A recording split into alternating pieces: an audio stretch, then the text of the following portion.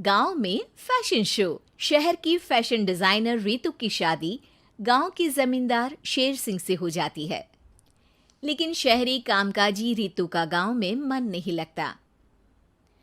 क्या सासू माँ, ये गांव में तो कुछ नहीं है, मेरा दिल ही नहीं लगता यहाँ, क्या करूँ मैं।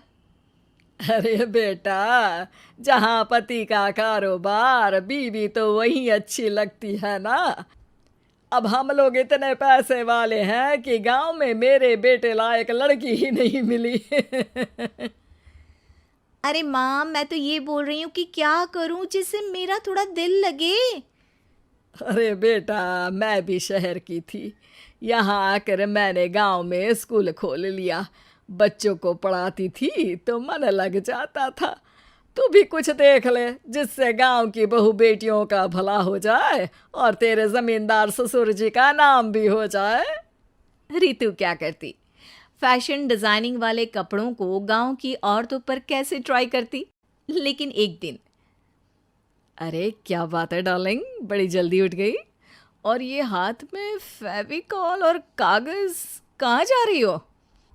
मैंने सोच लिया है कि मैं अपना फैशन बुटीक खोलूंगी।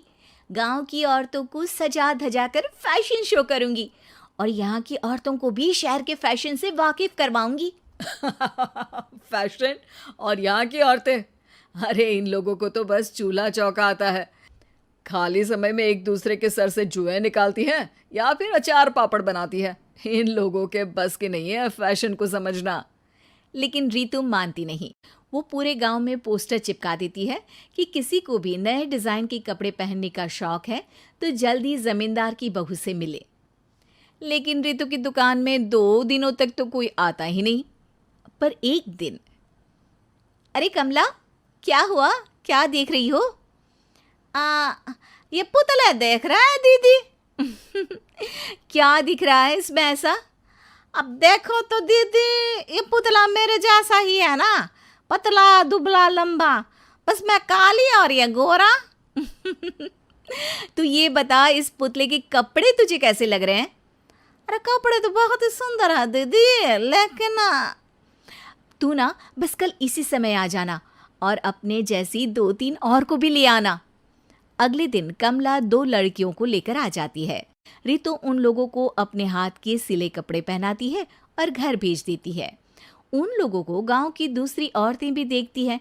और फिर क्या, अगले दिन रितु जब दुकान खोलती है तो सामने बहुत सी औरतें उसके बनाए डिजाइनर कपड़े पहनने को तैयार खड़ी होती हैं। तुम लोगों को कपड़े के साथ ही हल्के मेकअप और स्किन केयर की भी क्लास देनी पड़ेगी।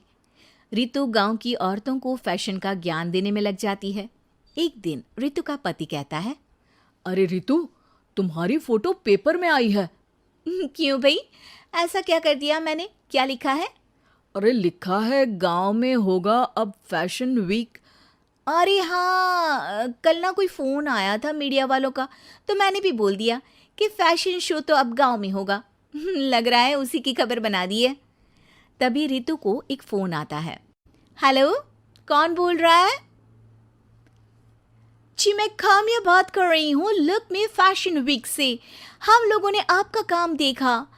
हम शहर वर्सेस गांव का फैशन थीम में एक फैशन शो आपके गांव में करना चाहते हैं। अरे वाह, ये तो बहुत ही अच्छी बात है। मैं अपनी मॉडल्स के साथ शो में हिस्सा ज़रूर लूँगी। बस अब क्या था, वो दिन भी आ जाता है जब रितु की गांव की गोरी शहर की छोरी के साथ स्टेज शो में हिस्सा लेती हैं। शो के बाद, अरे आपकी वो जो कलेक्शन है ना, मैं उसकी पूरी सीरीज खरीदना चाहती हूँ। सच में आपने वो कपड़े डिजाइन करे जो आज के लोग आसानी से घर और बाजार में पहन सकते हैं। और बजट में भी है। हम भारतीयों के लिए तो ये डिज़ाइन बेस्ट है जी। वैसे आपने क्या सोचकर ये कपड़े बनाए और आप इसे कितना आगे और लेकर जाना चाहती हैं? औरतें और फैशन एक दूसरे के पर्यायवाची है, तो ये किसने कहा कि गांव की औरतों को डिज़ाइनर कपड़े पहनने का हक नहीं? मेरा मानना है कि शौक सभी औरतों में होता है।